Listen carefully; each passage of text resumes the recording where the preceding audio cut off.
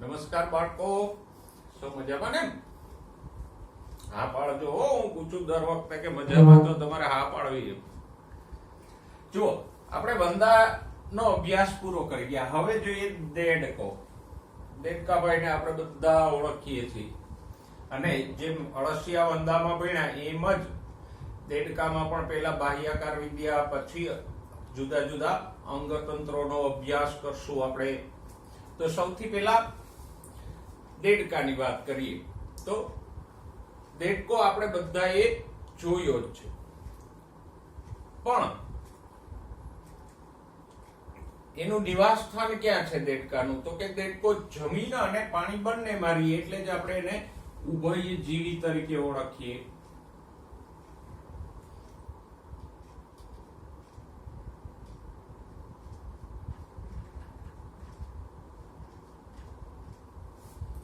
Okay. અને દેડકાનું વૈજ્ઞાનિક નામ શું છે? રાના ટાઇગ્રીના. આને ખાસ યાદ રાખજો. દેડકાનું વૈજ્ઞાનિક નામ શું છે? રાના ટાઇગ્રીના. રાના પ્રજાતિ છે, ટાઇગ્રીના જાતિનું નામ છે. દ્વિનામકરણ પદ્ધતિ, લિનીય સંકલ વાળી. ઓકે. દેડકો અસમતાપી છે અથવા શીત રુધિર વાળો છે. એ પણ આપણે ચોથા ચેપ્ટરમાં ભણી ગયા કે એવા સજીવો કે જેના શરીરનું તાપમાન નિશ્ચિત ન રહેતું હોય, બદલાતું રહેતું હોય, એને આપણે અસમતાપી કે શીત રુધિર વાળા કહીએ. અને યાદ રાખવા માટે આપણે સહેલી ટ્રીક કઈ લીધી હતી? તો કે વિહંગ સસ્તન ઉષ્ણ રુધિર વાળા છે, બાકી બધા શીત રુધિર વાળા થશે. તો એમ દેડકો પણ ઉભયજીવી વર્ગમાં આવે એટલે શીત રુધિર વાળો છે. ઓકે. દેડકો રંગ પરિવર્તનની ક્ષમતા ધરાવે.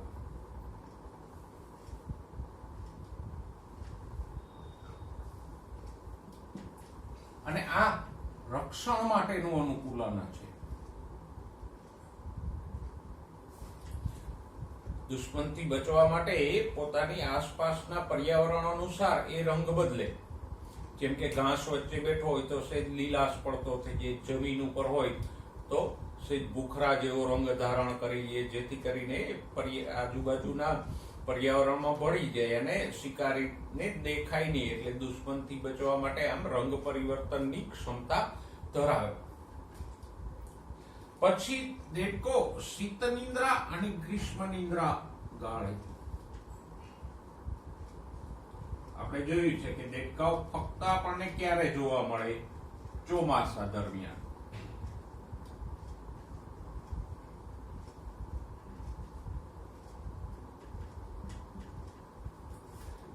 જ્યારે વાતાવરણ ભીનું હોય ત્યારે એ જમીન ઉપર સક્રિય રહે.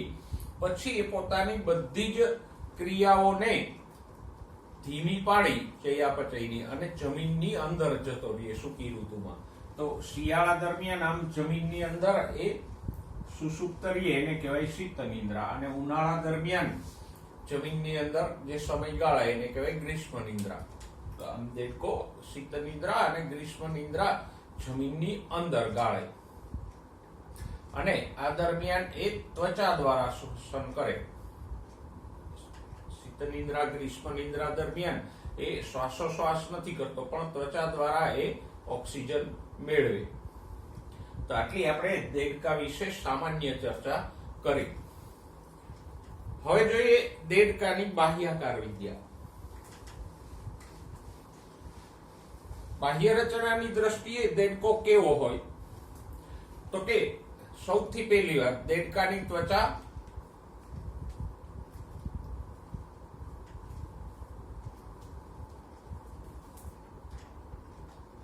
શ્લેષ્મી અને ભીની હોય.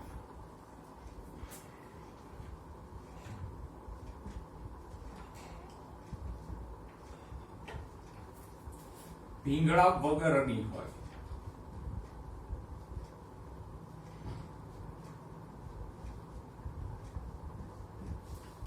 વર્ગીકરણમાં પણ આપણે ભણી ગયા કયા બે વર્ગોમાં ત્વચા ભીંગડા વગરની હોય, એક તો ઉભયજીવી અને બીજા છે ચુસમુખા.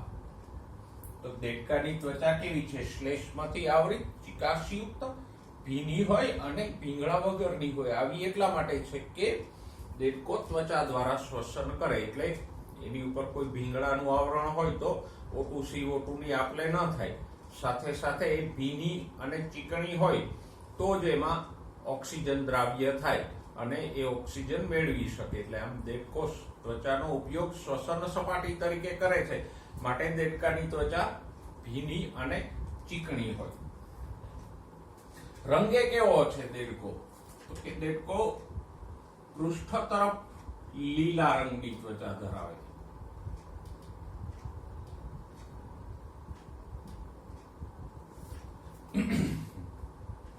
અને એમાં ઘેરા રંગના અનિયમિત આકારના દાગ કે ધાબાઓ આવેલા હોય. વક્ષ તરફ તો કે આછો પીળાશ પડતો હોય, ઝાંખો પીળો.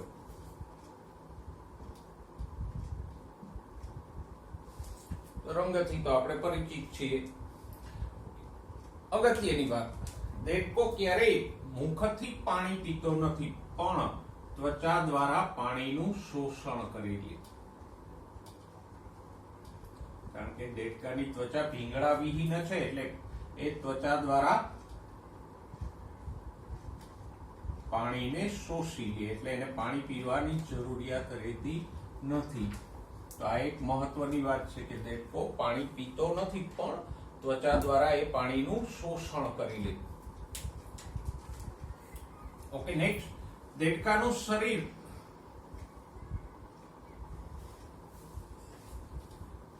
શીર્ષ અને ધડ ધરાવે.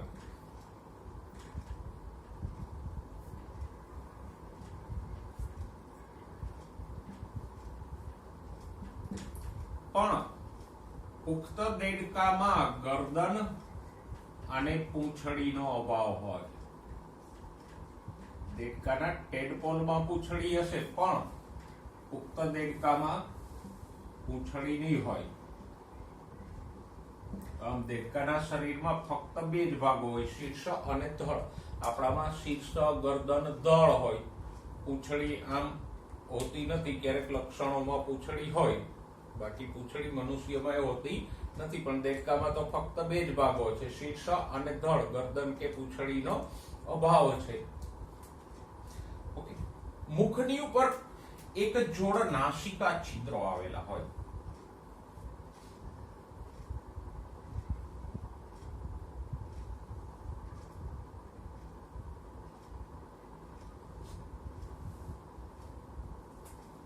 તો અહીંયા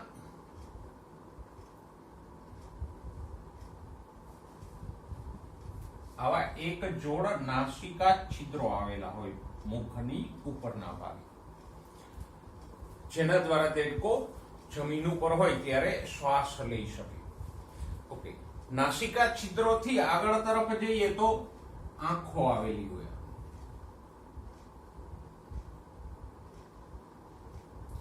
આંખો ઉપસેલી છે. દેડકાની આંખો કેવી છે? ઉપસેલી હોય, આમ ઉપર તરફ નીકળેલી હોય, જેના કારણે દેડકો પાણીમાં ડૂબેલો હોય તોય આંખથી બહાર જોઈ શકે. જો ઘણા બધા જળચરો છે, દેડકો, મગર, એ બધાની આંખો ઉપસેલી હોય. હિપોપોટેમસ તો એ પાણીમાં ડૂબેલા હોય તો પણ આંખો બહાર રાખીને જોઈ શકે. અને આંખોમાં બીજી એક વિશેષતા એ છે કે એમાં પારદર્શક પટલ આવેલું હોય, આમ જેથી કરીને પાણીમાં ડૂબે ત્યારે એ પારદર્શક પટલથી આંખને ઢાંકી દે, છતાંય એ જોઈ શકે. તો ઘણા જળચરોમાં આવું પારદર્શક પટલ હોય, દેડકામાં પણ છે. આંખોની બાજુમાં અહીંયા કર્ણપટલ હોય. આપણે ભણી ગયા કે દેડકામાં કે ઉભયજીવીઓમાં બાહ્ય કર્ણ નથી હોતો, એટલે સીધો કર્ણપટલ અહીંયા શરીરની સપાટી ઉપર આવી જાય. આપણામાં પહેલા બાહ્ય કર્ણ આવે ને પછી કર્ણપટલ આવે, પણ ઉભયજીવીઓમાં બાહ્ય કર્ણનો અભાવ હોય, એટલે કર્ણપટલ સીધો જ સપાટી ઉપર આવી જાય. ઓકે, ઉપાંગોની વાત કરીએ તો દેડકામાં ચતુષ્પાદ વર્ગ ઉપરી વર્ગમાં સમાવેશ થાય એટલે 4 ઉપાંગો હશે. 2 અગ્ર ઉપાંગો જે ટૂંકા છે અને પશ્ચ ઉપાંગો લાંબા છે. અગ્ર ઉપાંગોમાં 4 આંગળી હોય. ખાસ ધ્યાનમાં રાખજો, આ ઉભયજીવીની લાક્ષણિકતા છે કે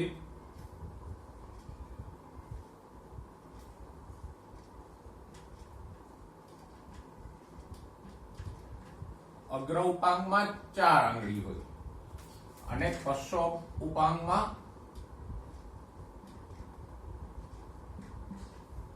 5 આંગળી હોય અને આંગળીઓ કેવી હોય? નહોર વિહીન હોય. બાકી જે કઈ સરીસૃપ વિહંગ કે સસ્તન છે એમાં વિહંગમાં તો અગ્ર ઉપાંગમાં આંગળીઓ ન હોય, પણ સરીસૃપ કે સસ્તનમાં આગળ પાછળ બંને ઉપાંગોમાં 5 આંગળી હોય અને નોર કે નખ વાળી હોય.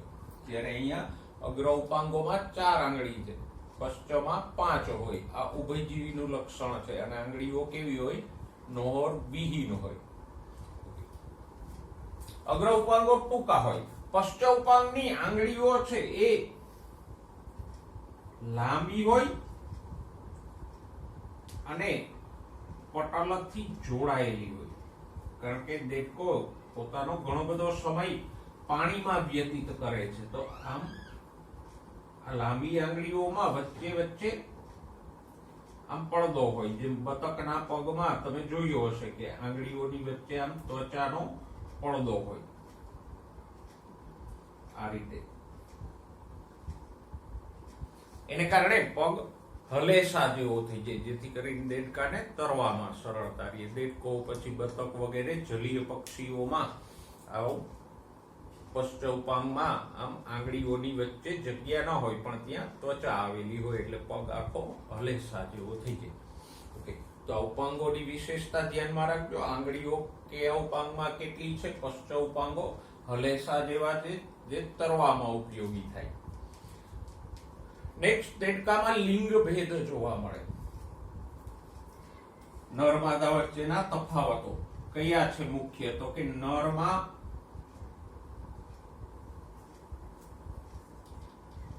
સ્વરપેટી હોય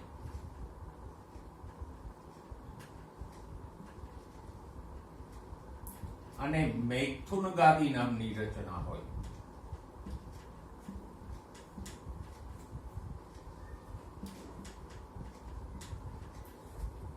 નરમાં મુખ ગુહા પાસે 2 સ્વર પેટીઓ હોય કે જેમાં હવા ભરી અને દેડકો અવાજ કરે. તો દેડકાનો જે આપણને ટ્રાવ ટ્રાવ એવો અવાજ સાંભળવા મળે એ ફક્ત કોણ કરશે? નર. માદા અવાજ કરતી નથી. દેડકાને એ બાબતે શાંતિ છે. અને બીજું, દેડકામાં મૈથુન ગાદી હોય. મૈથુન ગાદી અગ્ર ઉપાંગની પહેલી આંગળી પાસે અહીંયા આવેલી હોય. અગ્ર ઉપાંગમાં 4 આંગળી હોય તો એમાંની પહેલી આંગળી પાસે અહીંયા મૈથુન ગાદી નામનો ઉપસેલો ભાગ હોય. તો સ્વરપેટી અને મૈથુન ગાદી ફક્ત નરમાં જ જોવા મળે, માદામાં જોવા મળતી નથી. બીજો એક તફાવત એ છે કે નરનો ઉદર પ્રદેશ એટલે પેટનો ભાગ સાંકળો હોય, જ્યારે માદાનો ઉદર પ્રદેશ પહોળો હોય. તો આટલા આપણે દેડકાની બાહ્યાકાર વિદ્યાના લક્ષણો જોયા. બિલકુલ સહેલા છે અને આવડી જાય એવા છે. હવે જોઈએ દેડકાની અંતસ્થ રચના. એમાં સૌથી પહેલું તંત્ર પાચન તંત્ર જોઈએ. તો દેડકાનું પાચન તંત્ર મનુષ્યના પાચન તંત્રને ઘણું બધું મળતું છે. એક તો એમાં પાચન તંત્રમાં પાચન માર્ગ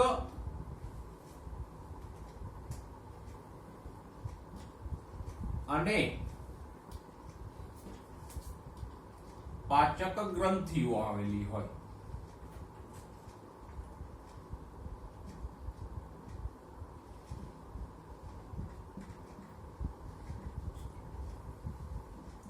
જો પાચન તંત્ર અને પાચન માર્ગ એ બે શબ્દોમાં થોડોક તફાવત છે. પાચન માર્ગ કોને કહેવાય? તો કે મુખથી લઈ અને મળાશય સુધી, મળદ્વાર સુધીનો જે માર્ગ છે જેમાંથી ખોરાક પસાર થાય છે એને શું કહેવાય? પાચન માર્ગ. પણ એ પાચન માર્ગ સાથે યકૃત, સ્વાદુપિંડ, લાળ ગ્રંથિ એ બધી ગ્રંથિઓ જોડાય તો પાચન માર્ગ વત્તા ગ્રંથિઓ એટલે શું થઈ ગયું? પાચન તંત્ર.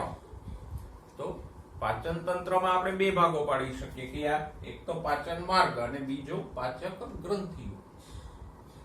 ઓકે. દેડકાનો પાચન માર્ગ સંપૂર્ણ છે. પાચન માર્ગ દેડકાનો કેવો છે? સંપૂર્ણ. હવે તમે જાણો છો સંપૂર્ણ પાચન માર્ગ કોને કહેવાય બેટા? બોલો.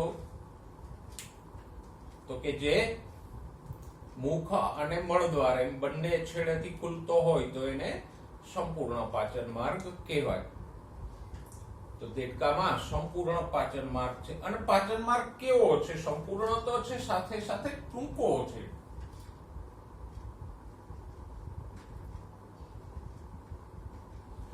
ટૂંકો એટલા માટે છે કે દેડકો માંસાહારી પ્રાણી છે અને માંસાહારી પ્રાણીઓમાં પાચન માર્ગ સામાન્યતઃ ટૂંકો હોય. માંસને પચાવવું સહેલું છે કારણ કે પ્રાણીજન્ય પ્રોડક્ટ છે માંસ, એટલે એ સરળતાથી પચી જશે અને માંસમાં મોટે ભાગે પ્રોટીન હોય તો એને પચાવવામાં સરળતા રહે.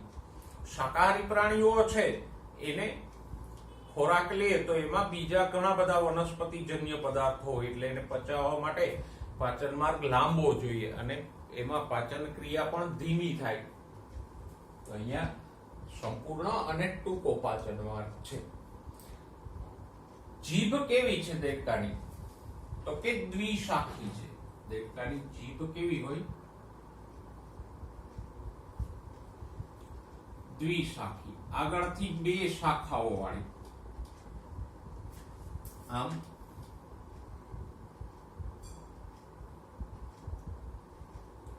આવી આગળથી આમ બે ફાંટાઓ પડે.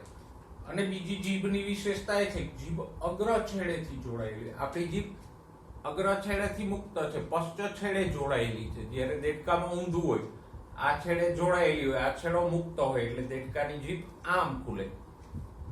અને એનો ફાયદો એ થાય કે વધારે લાંબે સુધી એ પહોંચાડી શકે કારણ કે દેડકો જીભ દ્વારા જ કીટકને મુખમાં ખેંચે. તો જો આમ અગ્ર છેડેથી જોડાયેલી હોય તો આમ જીભ વધારે લાંબે સુધી પહોંચાડી શકાય ને. એટલે જીભ દ્વિશાખી છે અને આ અગ્ર છેડેથી જોડાયેલી છે. આમ નેક્સ્ટ, દેડકાના પાચન માર્ગમાં બીજા કયા કયા ભાગો હોય? તો કે સૌથી પહેલા તો આવે મુખ, પછી મુખ ગુહા. મુખ ગુહામાં જડબાઓમાં દાંત આવેલા હશે. મુખ ગુહા પછી આવે કંઠનળી. કંઠનળી પછી અન્નનળી.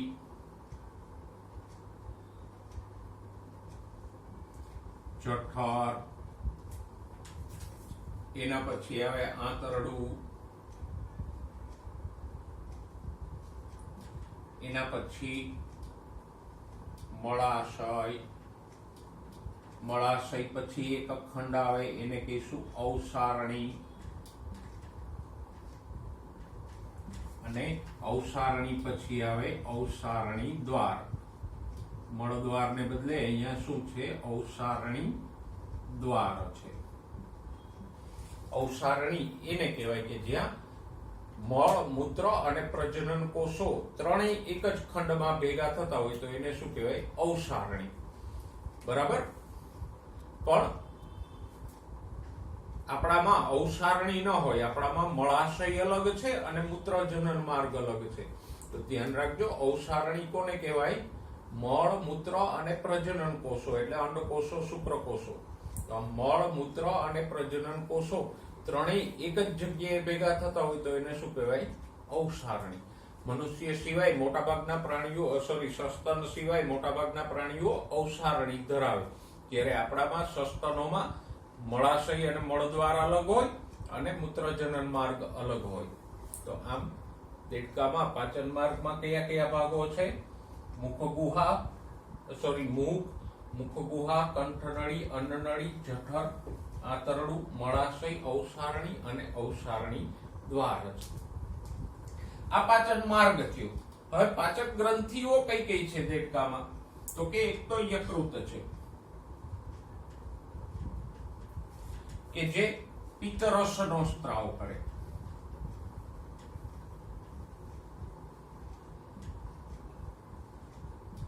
યકૃત શેનો સ્ત્રાવ કરે? પિત્તરસ નામના પાચક રસનો સ્ત્રાવ કરે.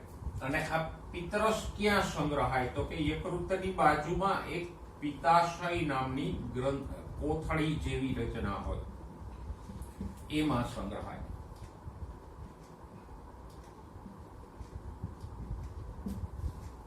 ઓકે, બીજી એક પાચક ગ્રંથિ છે સ્વાદુપિંડ.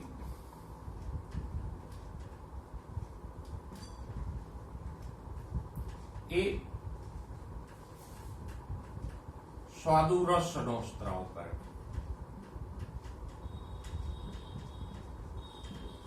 અને પછી પિત્તાશયમાંથી પિત્તરસ અને સ્વાદુપિંડમાંથી સ્વાદુરસ બંને ક્યાં ઠલવાય? તો કે આંતરડામાં ઠલવાય. આપણામાં પણ યકૃત અને સ્વાદુપિંડ આવેલા હોય, પિત્તાશય પણ આવેલું હોય.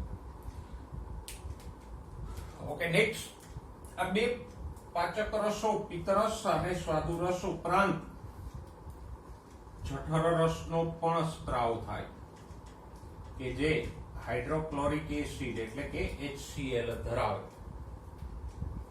આપણામાં પણ જઠર રસમાં મંદ HCl આવેલ હોય કે જે ખોરાકના પાચનમાં મદદરૂપ થાય છે.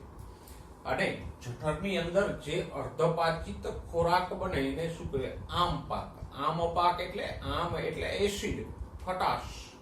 તો જઠરની અંદર આ જઠર રસના કારણે ખોરાક કેવો થઈ જાય? ખટાશ વાળો અને અર્ધપાચિત થઈ જાય. એને આપણે શું કહીએ? આમપાક. જો ઘણી વખત વોમિટ થાય છે તો એ વોમિટ દરમિયાન જે ખોરાક નીકળે કેવો હોય? રગડા જેવો અને ખટાશ વાળો. તો આમ જઠરમાં પાચનને અંતે આજે અર્ધપાચિત અને એસિડિક ખોરાક બને એને શું કહેવાય? આમપાક. બરાબર. પછી જઠરમાંથી આ આમપાક આંતરડામાં જાય જ્યાં પિત્તરસ અને સ્વાદુરસ પડે. પિત્તરસ ચરબીનું તૈલોદીકરણ કરશે એટલે કે ચરબીને નાના નાના ગોલકોમાં ફેરવી અને એનું પાચન સરળ બનાવશે. જ્યારે સ્વાદુરસ પ્રોટીન અને કાર્બોદિતનું પાચન કરશે. તો આમ અહીંયા મુખ્ય 3 પાચક રસો છે કે આ પિત્તરસ, સ્વાદુરસ અને જઠર રસ. ત્રણેય પોતપોતાની રીતે ખોરાકને પચાવે.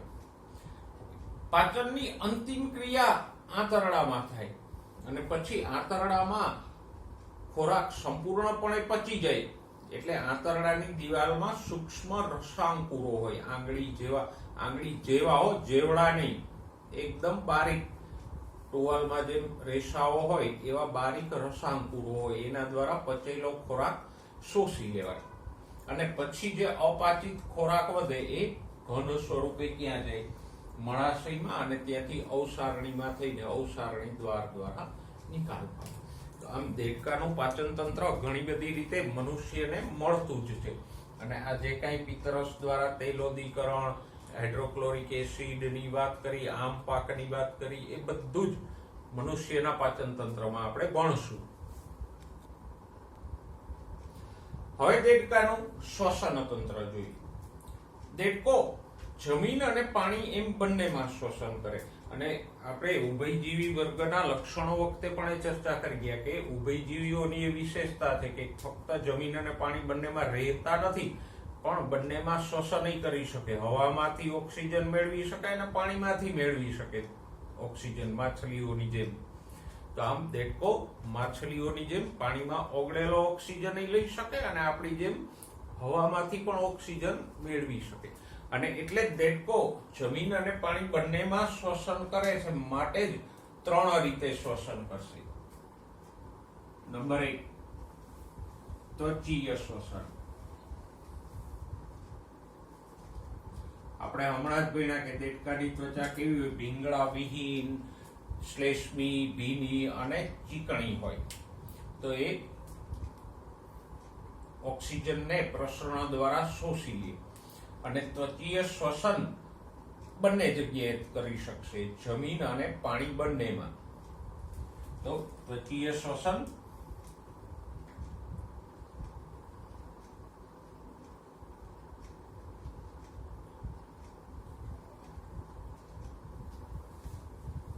બંને માધ્યમમાં થશે. જેમ અળસિયામાં પણ હવામાં કે પાણીમાં ઓગળેલો ઓક્સિજન ત્વચામાં પ્રસરણ દ્વારા અંદર પ્રવેશતો હતો અને શરીરમાંથી CO2 ત્વચા દ્વારા પ્રસરણ પામી અને બહાર જતો હતો, એમ દેડકામાં પણ ત્વચીય શ્વસન થશે, પાણીમાં અને જમીન બંનેમાં. બીજું શ્વસન છે ફુફ્ફુસીય શ્વસન.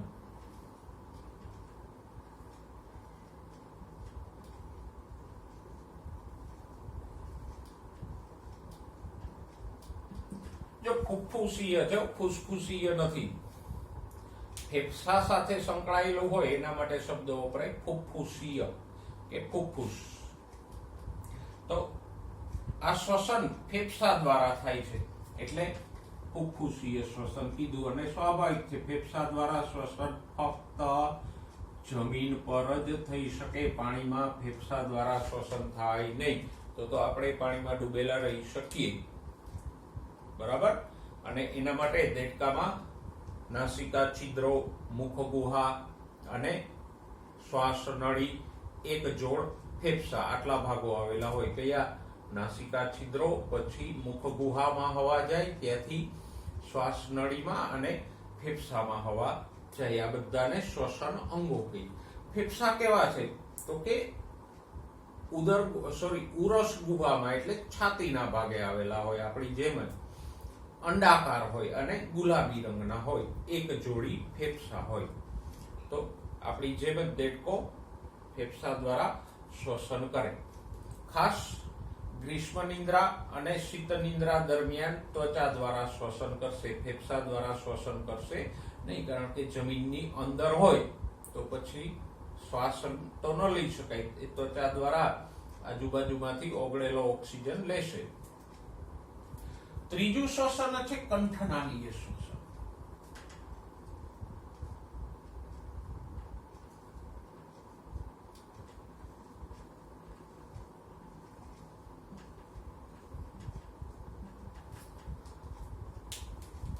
એ ફક્ત જમીન ઉપર જ શક્ય બનશે.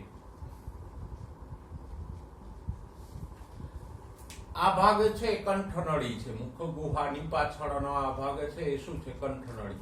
તો દેડકો મુખ ગુહામાં હવા ભરે એમ,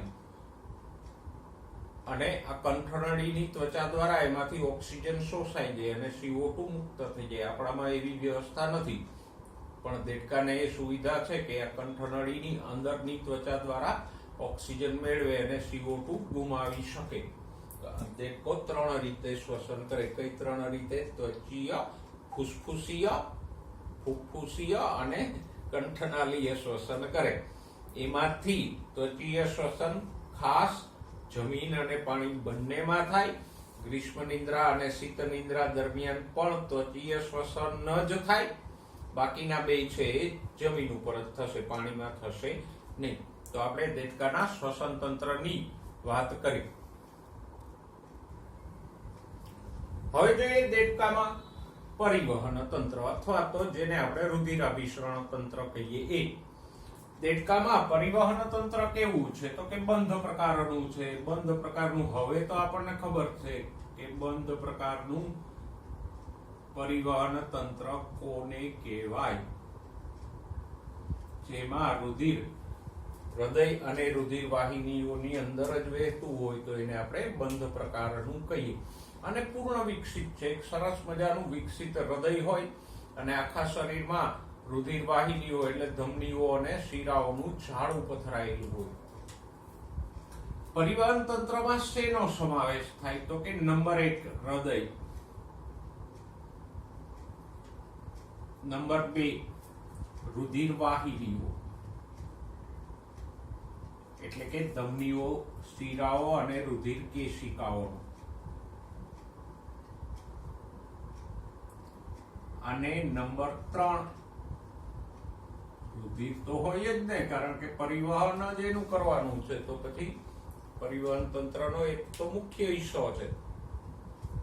એક એકની વાત કરીએ. પેલા હૃદયની વાત કરીએ તો દેડકાનું હૃદય કેવું છે? તો કે ત્રિખંડી છે.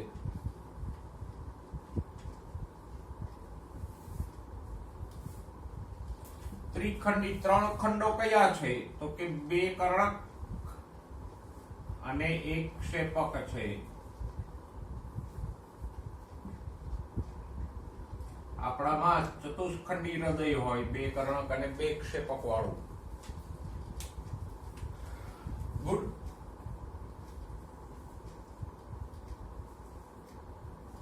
આ ક્ષેપક છે અને ઉપરની તરફ 2 કર્ણકો આવેલા હોય. આ જમણું કર્ણક, આ ડાબું કર્ણક અને આ ક્ષેપક છે. આખું હૃદય એક પાતળા પરિહૃદ આવરણ નામના આવરણથી ઘેરાયેલું હોય. પરી એટલે ફરતે, હૃદ આવરણ એટલે હૃદયની ફરતેનું આવરણ, પરિહૃદ આવરણ. આપણા હૃદયની ફરતે પણ આવું બેવડું પરિહૃદ આવરણ હોય કે જે હૃદયને આસપાસના અંગો સાથે ઘસારાથી રક્ષણ આપતું હોય. તો દેડકાના હૃદયની ફરતે આવું પટલમય પરિહૃદ આવરણ હોય, આપણી જેમ જ. ઓકે. આ ત્રિકોણાકાર ક્ષેપક છે. ઉપરના બંને કર્ણકો છે. દેડકામાં વક્ષ તરફ એક આવું ત્રિકોણાકાર શિરાકોટર હોય કે જેની અંદર બધી મહાશિરાઓ અહીંયા જોડાયેલી હોય અને એ શિરાકોટર જમણા કર્ણકમાં ખુલે. એટલે શિરાઓમાંથી આવતું અશુદ્ધ રુધિર ક્યાં ઠલવાય?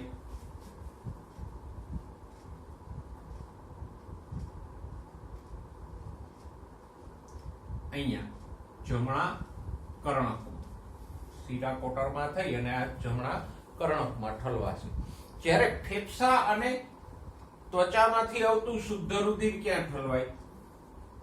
ડાબા કર્ણકમાં.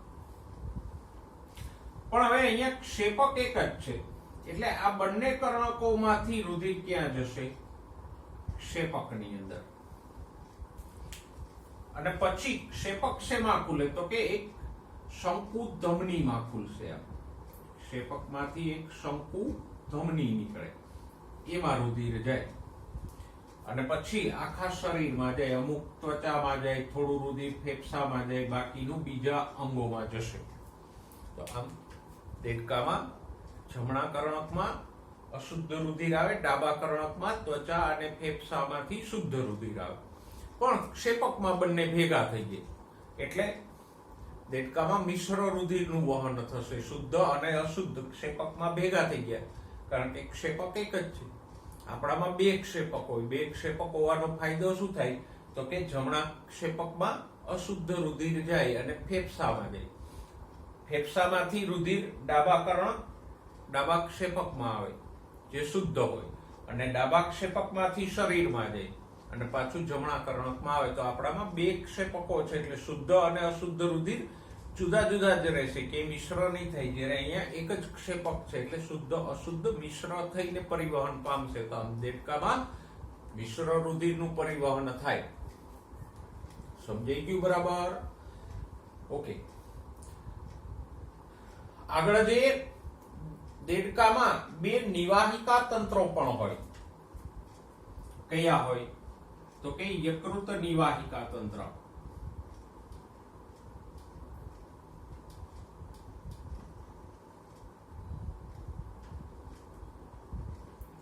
અને બીજું હોય મૂત્રપિંડ નિવાહિકા તંત્ર.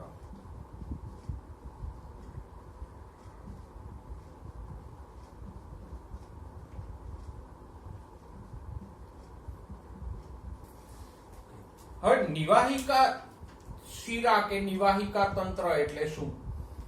તો કે જો સામાન્ય શિરા કેવી હોય? શિરા તો જાણો ને, જે અંગોમાંથી રુધિરને હૃદય તરફ લઈ જાય એને આપણે શિરા કહીએ, અને હૃદયથી દૂર લઈ જાય અંગો તરફ એને ધમની કહીએ. તો સામાન્ય શિરા કેમ વહન કરે? તો કે એક અંગમાંથી રુધિર લઈ અને હૃદયમાં ઠાલવે, એને સામાન્ય શિરા કહેવાય. બરાબર, સમજાણું? નિવાહિકા શિરા કોને કહેવાય?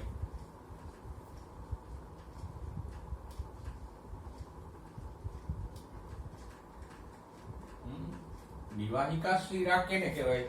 તો ધ્યાન આપજો બેટા, નિવાહિકા શિરા એવી શિરા છે કે જે એક અંગમાંથી રુધિર લઈ અને હૃદયમાં નથી લઈ જતી પણ બીજા કોઈ અંગમાં ઠાલવી દે.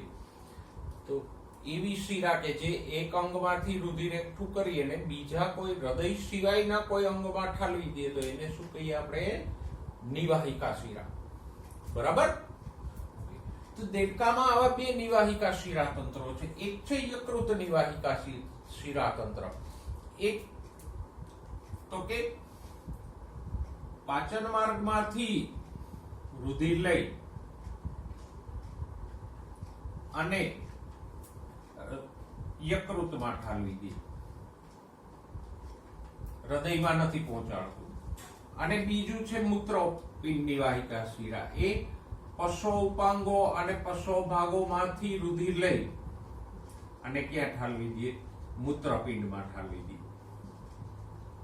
તો જો આ બે માંથી એકેય શિરાઓ હૃદયમાં રુધિર નથી લઈ જતી પણ અનુક્રમે યકૃત અને મૂત્રપિંડમાં ઠાલવી દે છે. એટલે જ એક અંગથી બીજા અંગમાં ઠાલવી દે માટે એને શું કીધું? નિવાહિકા શિરા તંત્ર. મનુષ્યમાં યકૃત નિવાહિકા તંત્ર હોય, મૂત્રપિંડ નિવાહિકા તંત્ર હોતું નથી. સમજાઈ ગયું આટલું? બરાબર.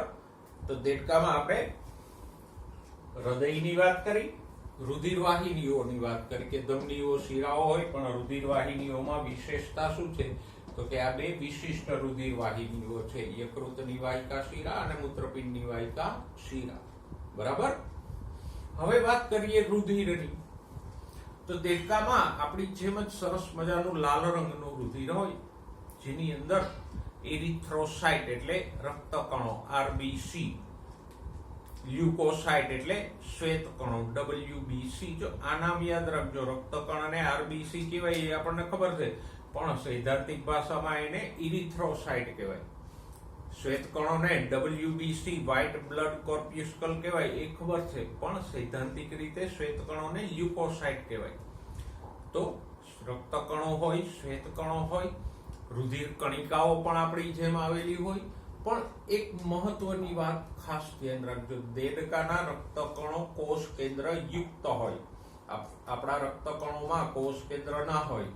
તો બેઝિક તફાવત આ છે કે દેડકાના રક્તકણોમાં શું હોય? કોષ કેન્દ્ર હોય. મનુષ્યમાં એટલે કે સસ્તનના રક્તકણોમાં કોષ કેન્દ્ર હોતા નથી. ઓકે. રક્તકણની અંદર આપણી જેમ જ લાલ રંગનું શ્વસન રંજક દ્રવ્ય આવેલું હોય એટલે દેડકાનું રુધિર પણ લાલ રંગનું દેખાય. ઓકે. રુધિરનું કામ શું છે? તો કે રુધિર એઝ ઇટ ઇઝ આપણામાં કરે છે એમ શ્વસન વાયુઓ એટલે O2 CO2 ની આપલે કરે. પાચન માર્ગમાંથી પોષક દ્રવ્યોને શરીરના બધા કોષો સુધી લઈ જાય, ઉત્સર્ગ દ્રવ્યોને એકઠા કરી અને મૂત્રપિંડમાં લઈ જાય. તો આમ O2 CO2 ની આપલે, પોષક દ્રવ્યો અને ઉત્સર્ગ દ્રવ્યોની આપલે કરે અને હૃદય ધબકવાને કારણે રુધિરનું પરિવહન આખા શરીરમાં થતું રહે. તો આપણે પરિવહન તંત્રની વાત કરી. સાથે સાથે દેડકામાં એક લસિકા તંત્ર પણ આવેલું હોય મનુષ્યની જેમ જ. આપણે મનુષ્યના પાચન તંત્રની વાત પરિવહન તંત્રની વાત કરશું ત્યારે લસિકા શું છે એની ચર્ચા કરશું. પણ દેડકામાં રુધિર પરિવહનની સાથે લસિકા પરિવહન તંત્ર પણ આવેલું હોય. તો પરિવહન તંત્રમાં ખાસ હૃદયની રચના યાદ રાખજો. બે કર્ણકો, એક ક્ષેપક હોય, મિશ્ર રુધિરનું પરિવહન થાય. પછી બે નિવાહિકા શિરા તંત્રો આવેલા હોય એને યાદ રાખજો. એ ઉપરાંત એ પણ યાદ રાખજો કે દેડકાના રક્તકણો કોષ કેન્દ્ર યુક્ત હોય. તો આટલી આપણે પરિવહન તંત્રમાં ખાસ બાબતોને ખાસ યાદ રાખશું. હવે જોઈએ દેડકાનું ઉત્સર્જન તંત્ર. જો ઉત્સર્જન તંત્ર આપણામાં પણ હોય, મૂત્રપિંડ વાળું જ હોય.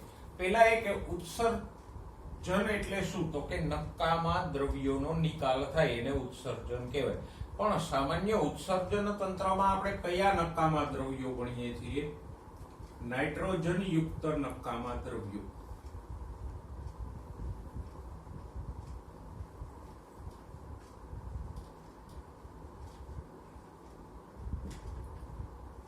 તો શરીરમાંથી આવા નાઇટ્રોજન યુક્ત નકામા દ્રવ્યોનો નિકાલ થાય એને જ શું કહેવાય?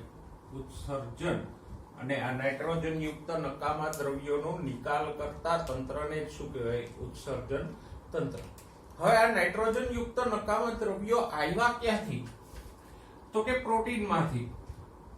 પ્રોટીનમાં એમિનો એસિડ હોય અને એમિનો એસિડ એક એમિનો સમૂહ ધરાવે એટલે તો એનું નામ જ છે એમિનો એસિડ. એમાં એક એમિનો સમૂહ હોય.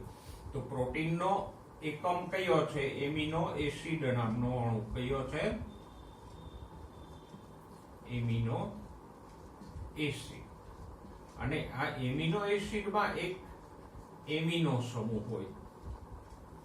તો જ્યારે પ્રોટીનનું ચયાપચય થાય ત્યારે એમિનો એસિડમાંથી આ એમોનિયા છૂટો પડે. પછી એ એમોનિયાને રુધિર દ્વારા મૂત્રપિંડમાં પહોંચાડવામાં આવે. પછી પ્રાણી અલગ અલગ રીતે, કોઈ પ્રાણીઓ એમોનિયા સ્વરૂપે જેનો નિકાલ કરી દે સીધો, કોઈ ફેરફાર કર્યા વગર. મનુષ્ય અને પુખ્ત દેડકા જેવા પ્રાણીઓ એને યુરિયામાં ફેરવીને નિકાલ કરી દે. અને વંદા કે પક્ષી જેવા પ્રાણીઓ એનો યુરિક એસિડ સ્વરૂપે નિકાલ કરે.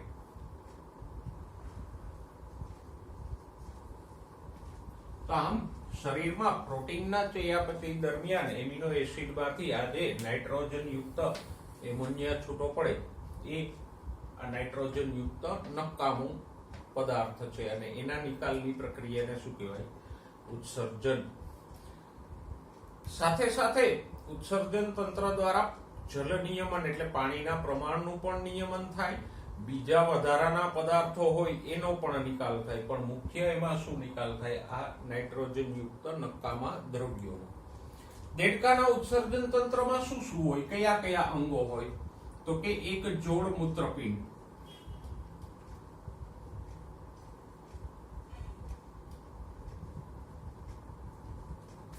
એક જોડ મૂત્રવાહિનીઓ હોય, મૂત્રપિંડમાંથી નીકળતી નલિકાઓ.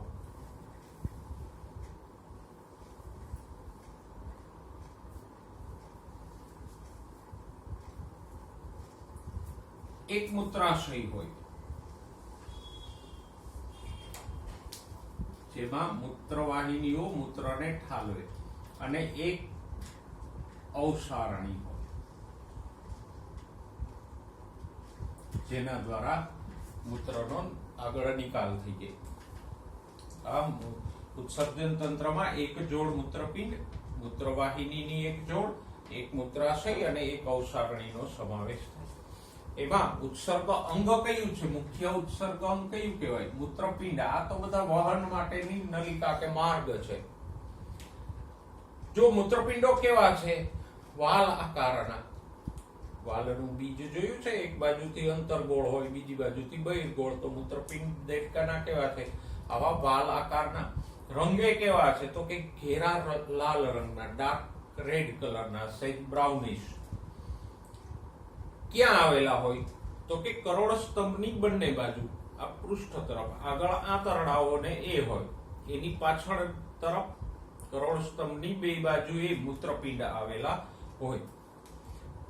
મૂત્રપિંડની અંદર ઘણી બધી સૂક્ષ્મ નલિકાઓ હોય, વાળ કરતાંય પાતળી. એને શું કહેવાય? ઉત્સર્ગ એકમો કે નેફ્રોન્સ.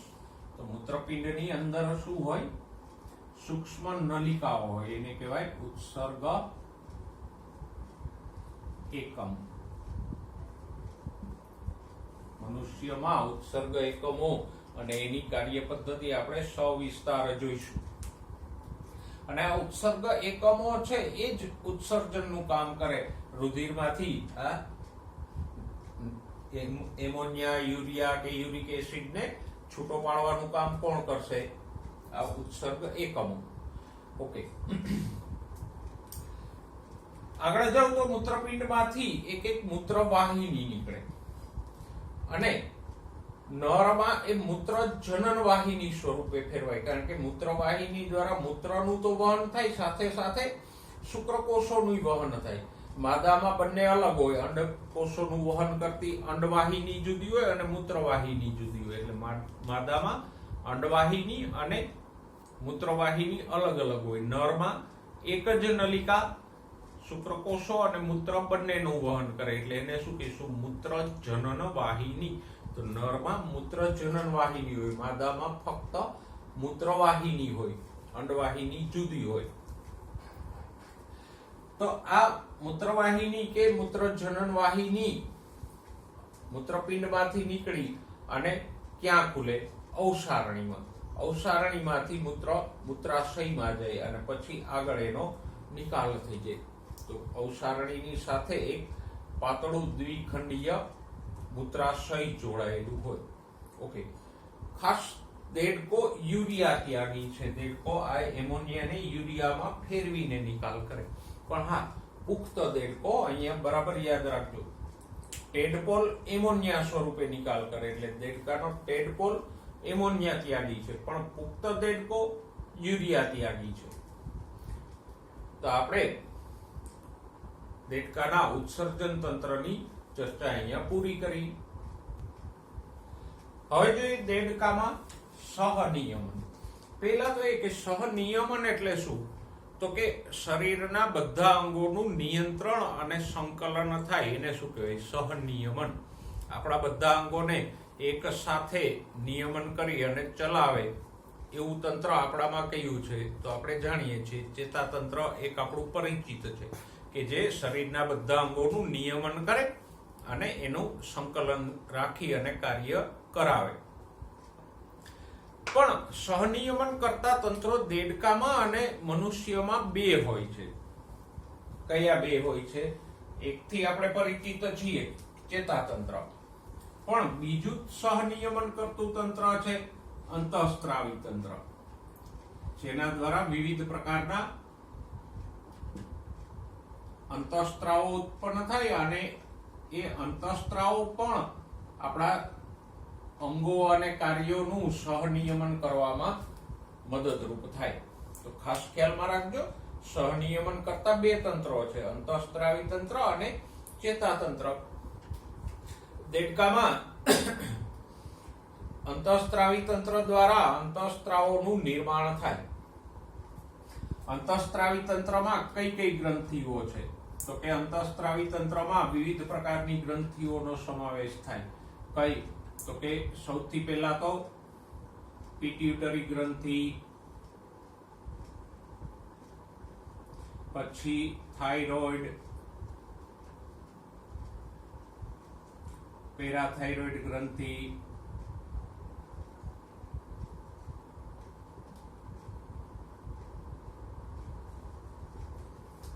એના પછી પિનિયલ કાય કે પિનિયલ ગ્રંથિ, કે જે મગજના ભાગે આવેલી હોય, છાતીના ભાગે આવેલી થાઇમસ ગ્રંથિ, સ્વાદુપિંડ પણ સ્વાદુરસ ઉપરાંત એમાં જે લેંગરાંશના કોષો હોય એ અંતઃસ્ત્રાવોનો સ્ત્રાવ કરશે. મૂત્રપિંડની ઉપર આવેલી હોય એડ્રિનલ ગ્રંથિ, અને જનનપિંડો એટલે અંડપિંડ અને શુક્રપિંડ. જનનપિંડો મીન્સ અંડપિંડ અને શુક્રપિંડ. અંડપિંડ અને શુક્રપિંડ અનુક્રમે અંડકોષો અને શુક્રકોષો તો ઉત્પન્ન કરશે, પણ સાથે સાથે વિવિધ પ્રકારના અંતઃસ્ત્રાવો પણ ઉત્પન્ન કરશે. આમ દેડકામાં મુખ્યત્વે આ બધી અંતઃસ્ત્રાવી ગ્રંથિઓ આવેલી હોય. કઈ કઈ હોય? પિટ્યુટરી, થાઇરોઇડ, પેરાથાઇરોઇડ, પિનિયલ, થાઇમસ, સ્વાદુપિંડ, એડ્રિનલ અને જનનપિંડો અંતઃસ્ત્રાવી ગ્રંથિ તરીકે કામ કરે. અને એમાંથી અલગ અલગ પ્રકારના અંતઃસ્ત્રાવો ઉત્પન્ન થાય. એ અંતઃસ્ત્રાવો શરીરની જુદી જુદી ક્રિયાઓનું નિયંત્રણ કરતા હોય. તો આપણે આ અંતઃસ્ત્રાવી તંત્રની વાત કરી. બીજું નિયામકી તંત્ર જોઈએ, એ છે ચેતાતંત્ર. સહનિયમન કરતું બીજું તંત્ર કયું છે દેડકામાં? ચેતાતંત્ર.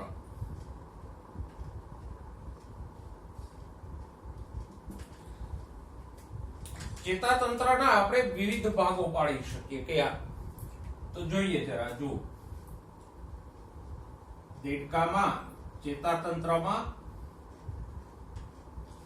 મુખ્ય બે ભાગો પડે. મધ્યસ્થ ચેતાતંત્ર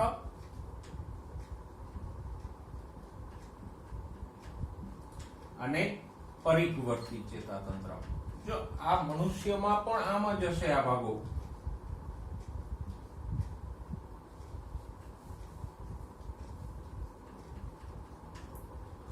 મધ્યસ્થ ચેતાતંત્રમાં કોનો સમાવેશ થાય? તો કે મધ્યસ્થ ચેતાતંત્રમાં એક તો સમાવેશ થાય મગજનો અને બીજું હોય કરોડરજ્જુ. તો આ બે ભાગો છે એનો સમાવેશ મધ્યસ્થ ચેતાતંત્રમાં થાય. કયા બે? મગજ અને કરોડરજ્જુ. જ્યારે પરિવર્તી ચેતાતંત્રમાં તો કે બધી ચેતાઓ જે મગજ અને કરોડરજ્જુમાંથી નીકળે છે એ બધી ચેતાઓનો સમાવેશ શેમાં થાય? પરિવર્તી ચેતાતંત્રમાં. સમજાય છે? મગજ અને કરોડરજ્જુ મધ્યસ્થ ચેતાતંત્રના ભાગો ગણાય. જ્યારે મગજમાંથી નીકળતી મસ્તિષ્ક ચેતાઓ અને કરોડરજ્જુમાંથી નીકળતી કરોડરજ્જુ ચેતાઓ એ બધી પરિવર્તી ચેતાતંત્રમાં સમાવિષ્ટ છે. આ પરિવર્તી ચેતાતંત્રની ચેતાઓ બે પ્રકારે કામ કરે. કયા? એક ઐચ્છિક છે, એને કહેશું દૈહિક ચેતાતંત્ર, અને બીજી સ્વયંવર્તી છે. જો આપણામાં પણ જે ચેતાઓ નીકળે છે એમાંની જે ચેતાઓ આ રેખિત સ્નાયુમાં જાય છે એ કેવી છે? ઐચ્છિક છે. આપણી ઈચ્છા અનુસાર એ કાર્ય પ્રેરે. જ્યારે આંતરિક અંગોમાં જાય છે જે ચેતાઓ, ફેફસાઓ, ઉરોદર પટલ, પાચન માર્ગ, એ બધામાં જે ચેતાઓ જાય છે એ કેવી છે? સ્વયંવર્તી. તો કાર્યની આધારે પરિવર્તી ચેતાતંત્રના બે ભાગો પડે. કયા? પરિવર્તી ચેતાતંત્રમાં બધી ચેતાઓ આવે, મસ્તિષ્ક ચેતાઓ અને કરોડરજ્જુ ચેતાઓ.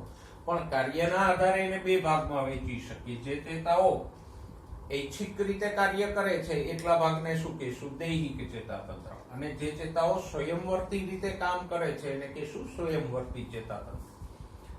સ્વયંવર્તીના ફરીથી બે ભાગ પડે. અનુકંપી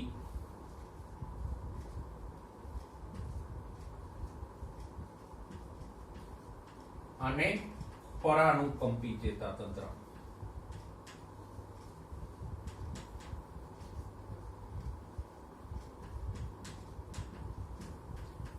આમ આપણે ચેતાતંત્રને આમ વહેંચી શકીએ. કેમ?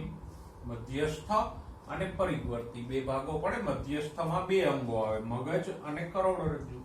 પરિવર્તી ચેતાતંત્રના બે ભાગ પડે, દૈહિક અને સ્વયંવર્તી. સ્વયંવર્તીના પાછા બે પેટા ભાગો પડે, અનુકંપી અને પરાનુકંપી ચેતાતંત્ર. ઓકે, પણ અહીંયા મુખ્ય ભાગ કયો છે? મગજ. મગજમાં વિવિધ ભાગો હોય. દેડકાના મગજને પણ મનુષ્યની જેમ જ ત્રણ ભાગોમાં વિભાજિત કરી શકાય. અગ્ર મગજ,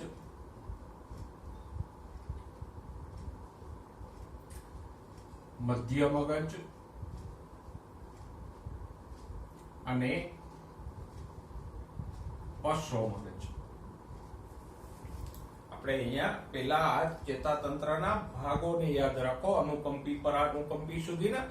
પછી મગજના ભાગોને યાદ રાખશું. જો મગજમાં કેટલા ભાગો પડ્યા? અગ્ર મગજ, મધ્ય મગજ અને પશ્ચ મગજ, એમ ત્રણ ભાગો પડ્યા. તો આ મગજના આ ત્રણેય ભાગોને યાદ રાખો. હવે જોઈએ કે હજી આગળ કયા ભાગો પડે? તો કે અગ્ર મગજમાં ત્રણ ભાગોનો સમાવેશ થાય. કયા ત્રણ? તો કે એક જોડ બૃહદ મસ્તિષ્ક ગોળાર્ધ, જેને આપણે મોટું મગજ કહીએ. બે અર્ધગોળ ભાગોમાં હોય એટલે એને કહીશું ગોળાર્ધ.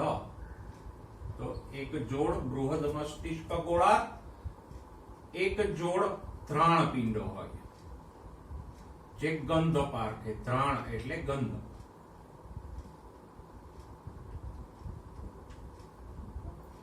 અને આંતરમસ્તિષ્ક નામના ભાગનો સમાવેશ થાય.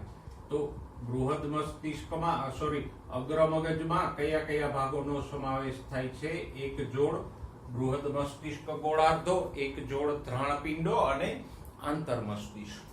મધ્ય મગજમાં મુખ્ય ભાગ આવેલો હોય તો એ છે દ્રષ્ટિપિંડો કે જે જોવાની ક્રિયા સાથે સંકળાયેલા છે.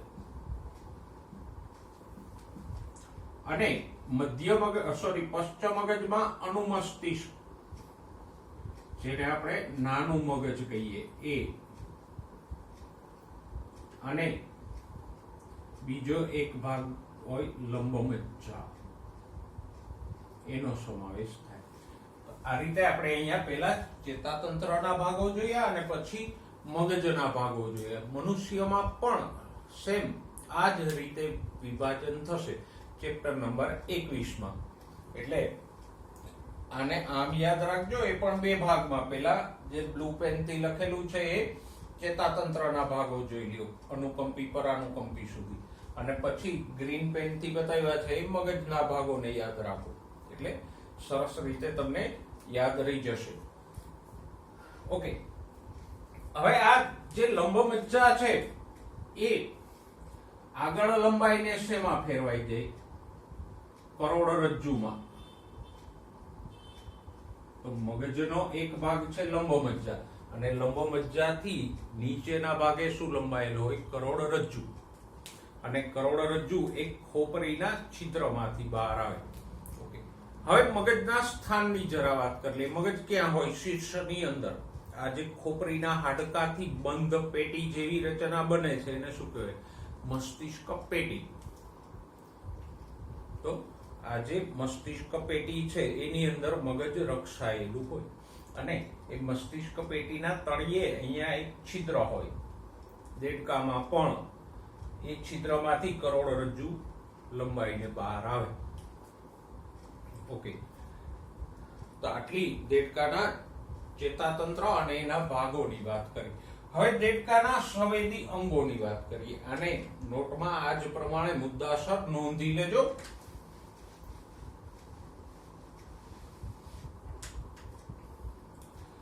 હવે દેડકાના સંવેદાંગોની વાત કરીએ તો સંવેદી અંગો આપણામાં છે, દેડકામાં છે આંખ,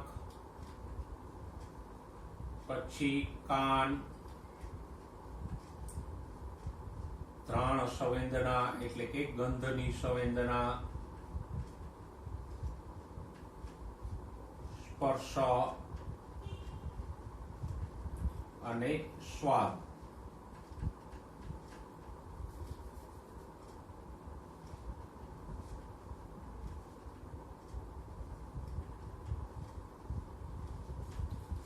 દ્રષ્ટિ સંવેદી અંગ કયું છે? આંખ. શ્રવણ સંવેદી અંગ કયું છે? કાન. ઘ્રાણ સંવેદી જીભ. સ્પર્શ સંવેદી ત્વચા અને ઘ્રાણ સંવેદી નાક. સ્પર્શ સંવેદી ત્વચા અને સ્વાદ સંવેદી જીભ. આપણામાં પણ એ જ રીતે છે. પણ અહીંયા આ બે અંગો છે સંગઠિત છે મનુષ્ય અને દેડકામાં, કે જે એક સ્પેશિયલાઇઝ સ્ટ્રક્ચર છે કે જે જોવા કે સાંભળવા માટે બનેલા છે. આ બધામાં કોઈ એવું સુયોજિત અંગ ન હોય, ફક્ત છૂટાછવાયા કોષો હોય અને એની સાથે ચેતા જોડાયેલી હોય, એટલે એ સ્પર્શની, સ્વાદની કે ગંધની સંવેદના પારખી શકે. ઓકે, આંખની વાત કરીએ પહેલા ક્યાં હોય? શીર્ષ ઉપર. અને આપણે ભણી ગયા ઉપસેલી આંખો હોય. આ ચહેરાના અસ્થિમાં બે ખાડાઓ હોય, જેમ મનુષ્યમાં પણ જુઓ અહીંયા હાડકામાં ખાડો છે ફરતે, અને ખાડાની અંદર આંખ છે. તો આ ખાડાને શું કહેવાય? હાડકાના ખાડાને શું કહેવાય? નેત્ર ગુહા. અને એ નેત્ર ગુહા નામના ખાડામાં આંખ રહેલી હોય. તો દેડકામાં પણ આવી જ રીતે ખોપરી ઉપર નેત્ર ગુહા નામના બે ખાડા હોય અને એમાં ઉપસેલી આંખો હોય. ઓકે, શ્રવણ કાન દ્વારા થાય. તો કાનમાં તો આપણે 3 વાર ભણી ગયા કે દેડકામાં બાહ્ય કર્ણ ન હોય, ફક્ત અંતઃકર્ણ હોય. અને અંતઃકરણમાં એક કલા કુહર નામનું અંગ હોય. પડદાઓથી બનેલું કયું અંગ હોય? કલા કુહર, કે જે સાંભળવા અને સમતોલન બેયનું કાર્ય કરશે. મનુષ્યમાં પણ આવું કલાકુહર હોય જે સાંભળવાનું અને શરીરના સમતોલન એટલે બેલેન્સનું કામ કરશે. ધ્રાણ તો કે નાકની અંદર ધ્રાણ અધિચ્છદ નામનો ભાગ હોય જેમાં ધ્રાણ સંવેદી કોષો હોય. એ ધ્રાણ એટલે કે ગંધની સંવેદના પારખે. આ દેડકાના ચેતાતંત્ર અને એના સંવેદી અંગોની ચર્ચા આપણે અહીંયા પૂરી કરી. સમજાઈ ગઈ બરાબર? હવે છેલ્લે જોઈએ દેડકાનું પ્રજનન તંત્ર. તો દેડકો એકલિંગી પ્રાણી છે એટલે એમાં નર અને માદા અલગ અલગ હશે. પહેલા આપણે નર પ્રજનન તંત્રની વાત કરીએ. તો જો નર પ્રજનન તંત્રમાં કયા કયા અંગોનો સમાવેશ થાય? તો કે સૌથી પહેલા મુખ્ય નર પ્રજનન અંગ હોય તો શુક્રપિંડ. ક્યાં હોય? તો કે મૂત્રપિંડના અગ્ર તરફ. મૂત્રપિંડ, આ બંને મૂત્રપિંડો છે તો એના અગ્ર છેડા તરફ એક એક એટલે કુલ મળીને એક જોડ શુક્રપિંડો આવેલા હોય. આ શુક્રપિંડોમાંથી આવી શુક્રવાહિનીઓ નીકળે. જુઓ, આવી લગભગ 8 જોડ જેટલી શુક્રવાહિનીઓ નીકળે. અને એ શુક્રવાહિનીઓ મૂત્રપિંડની અંદર બીડરની નલિકામાં ખુલે, જે અહીંયા આકૃતિમાં નથી દેખાય. અને પછી એ બીડરની નલિકામાં થઈ અને આ મૂત્રજનન વાહિની દ્વારા શુક્રકોષો ક્યાં ઠલવાય? અવસારણીમાં ઠલવાય. તો આમ અહીંયા કયા કયા અંગો છે? શુક્રપિંડો એક જોડ, એમાંથી નીકળે શુક્રવાહિનીઓ. શુક્રવાહિનીઓ ક્યાં ખુલે? બીડરની નલિકામાં. અને બીડરની નલિકા ક્યાં ખુલે? આ મૂત્રજનન વાહિનીમાં. કારણ કે આ જે નલિકાઓ છે એના દ્વારા શુક્રકોષોનું વહન થશે અને મૂત્રનું પણ વહન થશે. એટલે જ આપણે એને શું કીધું? મૂત્રજનન વાહિની. આ મૂત્રજનન વાહિનીઓ અવસારણીમાં ખુલે અને પછી અવસારણી દ્વાર દ્વારા શુક્રકોષોનો પાણીમાં નિકાલ થાય. તો આ નર પ્રજનન તંત્રની ચર્ચા થઈ. સાથે સાથે અહીંયા 2 આંગળી જેવા પ્રવર્ધો વાળા મેદકાઈઓ પણ આવેલા છે કે જે શુક્રકોષોને પોષણ પૂરું પાડે વિકાસ દરમિયાન. તો મેદકાઈઓને આપણે સહાયક પ્રજનન ગ્રંથિ ગણી શકીએ. તો આ થઈ નર પ્રજનન તંત્રની વાત. માદા પ્રજનન તંત્રની વાત કરીએ તો એમાં પણ મુખ્ય પ્રજનન અંગ કયું છે? તો કે અંડપિંડો. ક્યાં છે?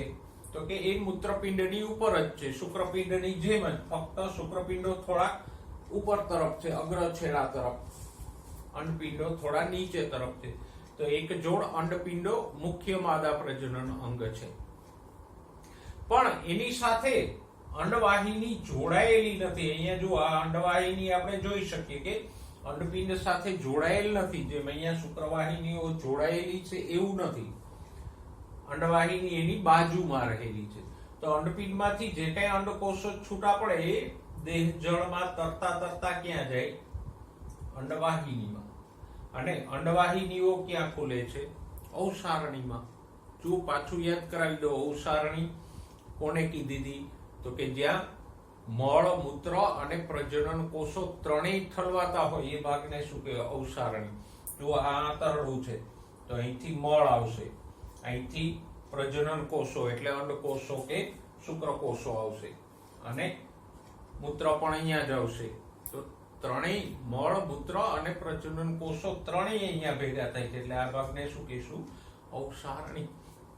ઓકે, તો અંડપિંડમાંથી અંડકોષો છૂટા પડી અને આ એક જોડ અંડવાહિની દ્વારા અવસારણીમાં આવે. અહીંયા પણ સહાયક પ્રજનન ગ્રંથિ તરીકે મેદકાઈઓ છે. તો નર પ્રજનન તંત્રમાં કયા ભાગો આવે? શુક્રપિંડ, શુક્રવાહિનીઓ, બીડરની નલિકા, મૂત્રજનન વાહિની, અવસારણી, અવસારણી દ્વાર. માદા પ્રજનન તંત્રમાં અંડપિંડો, અંડવાહિની, અવસારણી અને અવસારણી દ્વાર. આટલા ભાગો છે. તદ્દન સરળ રચના છે. આકૃતિની મદદથી તમે એને સહેલાઈથી સમજી અને યાદ રાખી શકો. હવે વાત કરીએ દેડકાના ગર્ભ ફલન અને ગર્ભ વિકાસની. તો દેડકામાં બાહ્ય ફલન જોવા મળે, એટલે કે નર અને માદા બંને એક જ જગ્યાએ પાણીમાં અંડકોષો અને શુક્રકોષોનો ત્યાગ કરે અને પાણીમાં ફલન થશે. તો પાણીમાં ફલન થાય છે શરીરની બહાર, એટલે આપણે એને શું કીધું? બાહ્ય ફલન. ફલનને અંતે ફલિતાંડ કે ઈંડાઓ બને અને પછી ઈંડામાંથી ગર્ભ વિકાસ થાય. બાહ્ય ફલન છે. ગર્ભ વિકાસની વાત કરીએ તો ગર્ભ વિકાસ કેવો છે દેડકામાં? પરોક્ષ છે. દેડકામાં અલગ અલગ અવસ્થાઓ વાળા ટેડપોલ બને. પેલા ઝાલરો વાળો બને, પછી બાહ્ય ઝાલરો વાળો ટેડપોલ બને, પછી ટેડપોલને ધીમે ધીમે ઉપાંગો ઉત્પન્ન થાય, પૂંછડી નાશ પામે અને ટેડપોલ દેડકામાં ફેરવાઈ જાય. આપણે એક સરસ મજાનો વિડીયો પણ જોઈ ગયા હતા ચોથા ચેપ્ટરમાં, ગર્ભ વિકાસ, દેડકાનો ગર્ભ વિકાસ દર્શાવતો, તો એને જરા ફરીવાર જોઈ લેજો. તો આમ દેડકામાં ગર્ભ વિકાસ પરોક્ષ પ્રકારનો છે. ઈંડામાંથી ટેડપોલ બને અને ટેડપોલમાંથી દેડકો બને. હા, પુખ્ત દેડકો અને ટેડપોલ બાહ્ય રચનામાં તો તફાવત ધરાવે જ છે, પણ એમાં ખાસ બે તફાવતો યાદ રાખજો. પુખ્ત દેડકો જમીન અને પાણી બંનેમાં રહી શકે, હવા અને પાણી બંનેમાં શ્વસન કરી શકે, જ્યારે ટેડપોલ ફક્ત પાણીમાં જ રહે અને પાણીમાંથી જ ઓક્સિજન મેળવી શકે, હવામાંથી શ્વસન કરી શકતો નથી. આ એક તફાવત. પહેલો તફાવત બે આપણે કીધા. એક તો નિવાસ સ્થાનનો, કે પુખ્ત દેડકો જમીન અને પાણી બંનેમાં રહે, ટેડપોલ ફક્ત પાણીમાં જ રહે. પુખ્ત દેડકો હવા અને પાણી બંનેમાંથી શ્વસન કરી શકે, ટેડપોલ ફક્ત પાણીમાંથી જ શ્વસન કરી શકે. તો આ મહત્વના તફાવતો છે. અને ત્રીજો મહત્વનો તફાવત હોય તો પુખ્ત દેડકો યુરિયા ત્યાગી છે, ઉત્સર્ગ દ્રવ્યનો એ યુરિયા સ્વરૂપે નિકાલ કરે. ટેડપોલ એમોનિયા ત્યાગી છે, ઉત્સર્ગ દ્રવ્યનો એ એમોનિયા સ્વરૂપે નિકાલ કરશે. તો આ ત્રણેક મહત્વના તફાવતો દેડકામાં ટેડપોલ અને દેડકા વચ્ચેના છે. તો પ્રજનન તંત્રની વાત કરી, નર પ્રજનન તંત્ર, માદા પ્રજનન તંત્ર. ફલનની વાત કરી કે બાહ્ય ફલન છે અને ગર્ભ વિકાસ કેવો છે? પરોક્ષ. અંતે જોઈ લઈએ દેડકાનું મહત્વ. તો દેડકો મનુષ્ય અને નિવસન તંત્ર એટલે કે પર્યાવરણ માટે મહત્વનો છે. મહત્વનો એટલા માટે છે કે દેડકાનો મુખ્ય ખોરાક શું છે? કીટકો. એ કીટકો પકડીને ખાય. તો એ રીતે એ ઉપદ્રવકારક અને પાકને નુકસાન કરતા કીટકોને ખાઈ જાય અને એને કાબુમાં રાખે. તો એ દ્રષ્ટિએ દેડકો પરિસ્થિતિ વિદ્યા એટલે કે પર્યાવરણ માટે ખાસ અગત્યતા ધરાવે. જો દેડકાઓ ના હોય તો કીટકોનો ઉપદ્રવ વધી જાય. બીજું એક નાનકડું મહત્વ એ છે, ઘણા દેશોમાં ઘણા લોકો દેડકાના પગનો ખોરાક તરીકે પણ ઉપયોગ કરે. દેડકાના જે પશ્ચ ઉપાંગ છે, પાછળના પગ, એમાં ઘણા બધા માંસલ સ્નાયુઓ હોય તો એનો ખોરાક તરીકે ઉપયોગ થાય. એ તો ગૌણ વસ્તુ છે, પણ દેડકાનું સૌથી મહત્વનું પાસું હોય તો એ કીટકોની વસ્તીને નિયંત્રણમાં રાખે ખાઈ જઈને. તો આપણે અહીંયા આપણું ચેપ્ટર નંબર 7 પૂરું કર્યું. નેક્સ્ટ ટાઈમ નવા ચેપ્ટર સાથે ફરીવાર મળીશું. ત્યાં સુધી સ્વસ્થ રહો, મસ્ત રહો અને ભણવામાં વ્યસ્ત રહો.